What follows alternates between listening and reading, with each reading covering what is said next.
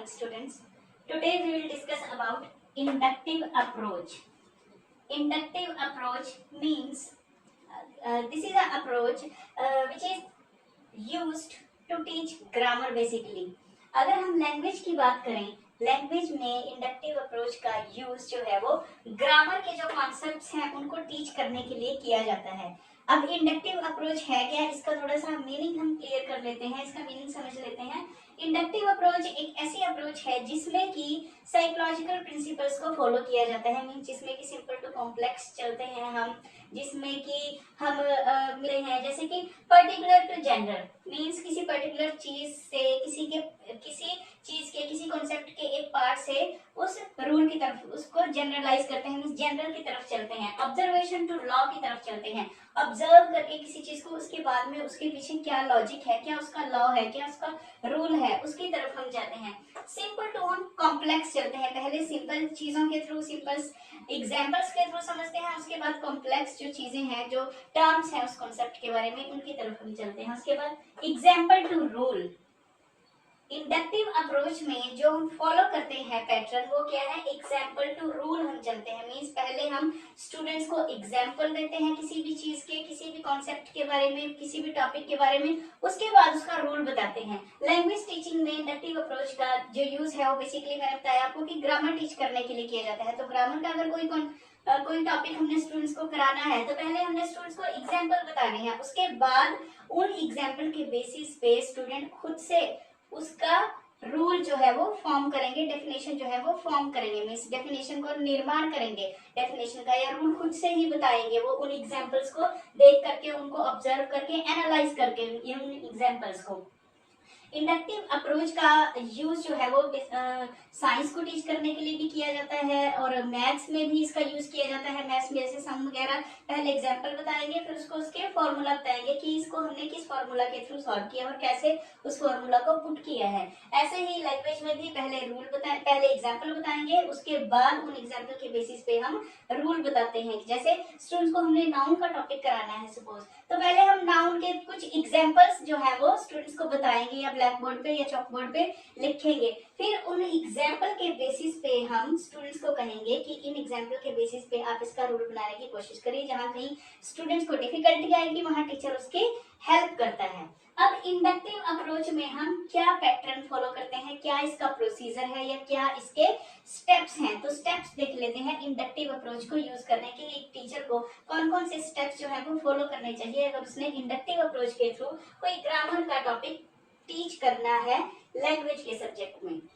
First जो step है आपका वो है प्रेजेंटेशन ऑफ एग्जाम्पल्स। सबसे पहले मैंने क्या बताया था कि एग्जाम्पल टू रूल हम चलते हैं, तो सबसे पहले स्टेप में क्या करना है, एक टीचर को एग्जाम्पल्स देने हैं, स्टूडेंट्स को एग्जाम्पल के थ्रू टीच करना है। जैसे मान लो उसने एग्जाम्पल दिया, आई रैंग अ बेल। ये मान लो हमने एक्टिव पैसिव वॉइस करानी है स्टूडेंट्स को कि एक्टिव टू पैसिव वॉइस हमने कैसे चेंज करते हैं हम। अब मैंने इसको चेंज करके बता दिया, अ बेल वॉज रंग बाय मी। ये मान लो मैंने एक एग्जाम्पल दे दिया। दूसरा एग्जाम्पल मैंने दे दिया, शी sang a song। अब मैंने इसको चेंज कर दिया पैसिव वॉइस में, a song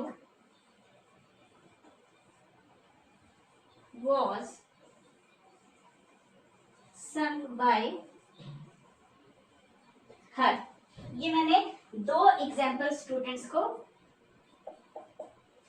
चॉक बोर्ड पे लिख के बता दिए। अब मैं क्या करूंगा, अब मैं स्टूडेंट्स को कहूंगा, मैंने पहले स्टेप में प्रेजेंटेशन ऑफ एग्जांपल्स मैंने दे दिए, उसके बाद स्टूडेंट्स को बोलना है आपने कि इन एग्जांपल को आप एनालाइज कीजिए। दूसरा स्टेप है एनालिसिस ऑफ एग्जांपल। अब इन एग्जांपल्स को एनालाइज कौन करेगा, स्टूडेंट्स करेंगे एनालाइज। टीचर क्या कहेगा कि इन एग्जांपल्स को आप ध्यान से देखिए कि इनके ये जो मैंने इसको एक्टिव वॉइस को पैसिव वॉइस में चेंज किया है, पैसिव वॉइस को ध्यान से देखिए कि क्या इसमें चेंजेस है, मींस इसमें क्या चेंज आया है, सब्जेक्ट क्या का प्लेस बदला है या वर्ब की फॉर्म चेंज हुई है या ऑब्जेक्ट जो है वो कहाँ पे गया है। इस तरीके से एनालाइज करेंगे स्टूडेंट्स। सेकंड स्टेप में मीन्स एग्जाम्पल को एनालाइज करेंगे। वो एनालाइज करना क्या होता है, विश्लेषण करना, छोटे छोटे पार्ट्स में डिवाइड करके किसी चीज को एनालाइज करना। इस सेंटेंस को वो छोटे छोटे पार्ट्स में देखेंगे कि हाँ सब्जेक्ट पहले जो एक्टिव वॉइस था उसमें पहले आई था सब्जेक्ट और आई जो है वो बाद में चला गया, मी में चेंज हो गया। इस तरीके से स्टूडेंट इन चीजों को एनालाइज करेंगे सेकेंड स्टेप में। थर्ड स्टेप क्या है, जनरलाइजेशन। अब स्टूडेंट्स देख के सेकंड स्टेप में जब वो एनालाइज करने की क्या क्या चेंजेस हैं पैसिव वॉइस में, अब वो उनको जनरलाइज करेंगे, उनको मीन्स एक सीक्वेंस में अरेंज करेंगे कि सब्जेक्ट जो था वो आई था और जब हमने इसको पैसिव में चेंज किया और वो मी में चेंज हो गया, मीन्स सब्जेक्ट जो है ऑब्जेक्ट में चला गया और ऑब्जेक्ट जो है वो पहले आ गया। वर्ब की जो फॉर्म थी पहले सेकंड फॉर्म थी, फिर हमने थर्ड फॉर्म चेंज हो गई पैसिव वॉइस में। इस तरीके से वो एनालाइज करेंगे। और जैसे मीन्स इसमें क्या है कि जो पहले सब्जेक्ट था जब वो ऑब्जेक्ट की जगह पे जाएगा तो उससे पहले प्रेपोजिशन आ गई, ये बाय प्रेपोजिशन आ गई। इस तरीके से उसको जनरलाइज कर लेंगे, मीन्स पैसिव वॉइस को जनरलाइज कर लेंगे कि कहाँ सब्जेक्ट है कहाँ ऑब्जेक्ट है, कैसे चेंज हुए, कौन सी फॉर्म आई। प्रेजेंट जो पास्ट इंडेफिनिट है वो पास्ट पार्टिसिपल में चेंज कर दिया हमने। इस तरीके से उसको जनरलाइज कर लेंगे। फोर्थ स्टेप में द रूल इज फॉर्म्ड। अब जनरलाइजेशन के बाद जब उनको पता चल जाएगा कि सब्जेक्ट ऑब्जेक्ट में चेंज हो जाता है, ऑब्जेक्ट सब्जेक्ट की जगह आ जाता है, वर्ब की सेकंड फॉर्म की जगह थर्ड फॉर्म आ जाती है, बाय आ जाता है, उसके बाद जो पहले सब्जेक्ट था वो ऑब्जेक्ट में चला जाता है। इस बेसिस पे वो रूल को फॉर्म कर लेंगे, रूल बना लेंगे कि या अगर एक्टिव से इस टाइप के सेंटेंसेस को अगर एक्टिव से पैसिव वॉइस में चेंज करना है तो उनका क्या रूल होता है।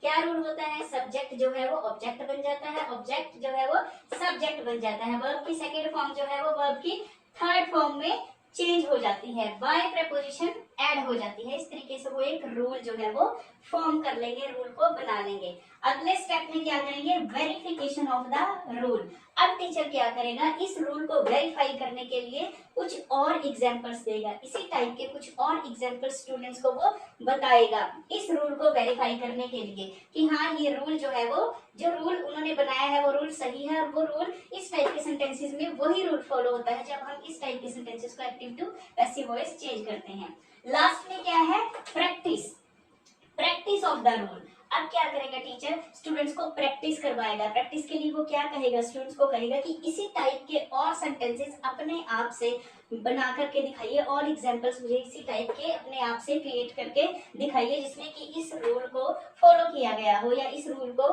फॉलो करके इस टाइप के आप मुझे सेंटेंसेस एग्जांपल्स बना करके दिखाइए। मींस प्रैक्टिस करवाएगा ताकि स्टूडेंट्स की जो लर्निंग है वो परमानेंट हो जाए, ये जो रूल है ये उनके माइंड में जो है वो परमानेंट हो जाए, मीन्स वो इसको अच्छे से रिटेंशन हो जाए इस रूल की उनके माइंड में। तो इस तरीके से इस प्रोसीजर को फॉलो किया जाता है इंडक्टिव अप्रोच में।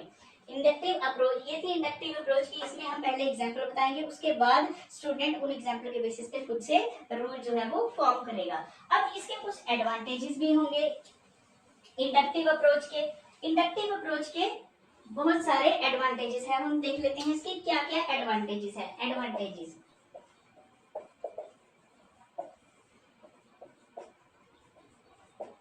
फर्स्ट है साइकोलॉजिकल मेथड। ये जो मेथड है ये साइकोलॉजिकल मेथड है, साइकोलॉजिकल मेथड।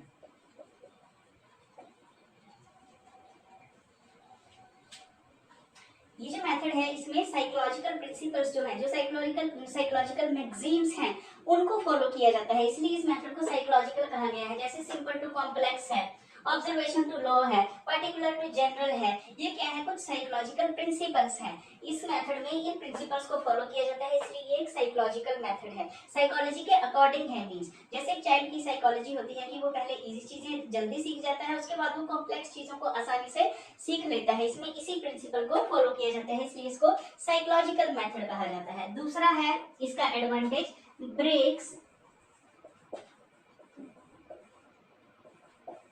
मोनोटोनी।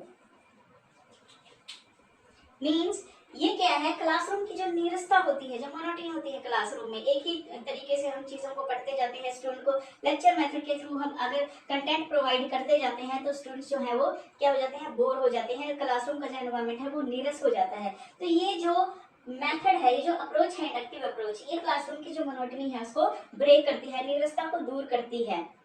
क्योंकि इसमें स्टूडेंट्स की एक्टिव पार्टिसिपेशन जो है वो होती है, स्टूडेंट खुद से करते हैं, नहीं जिसमें खुद से रूल जो है वो बनाते हैं, जनरलाइज करते हैं, एनालाइज करते हैं, वो अटेंटिव रहते हैं। अगला जो इसका एडवांटेज है वो यही है कि मेक्स स्टूडेंट अटेंटिव या मेक्स स्टूडेंट एक्टिव। ये जो मेथड है वो स्टूडेंट्स को एक्टिव रखता है, इसमें जो स्टूडेंट्स हैं वो एक्टिव होते हैं क्योंकि वो अटेंटिवली एग्जांपल्स को देखते हैं, उनको एनालाइज करते हैं, जनरलाइज करते हैं, रूल को फॉर्म करते हैं। अगर वो एक्टिव नहीं होंगे तो वो रूल को नहीं बना पाएंगे, इसीलिए इसमें स्टूडेंट जो है वो एक्टिव होते हैं, अटेंटिव होते हैं।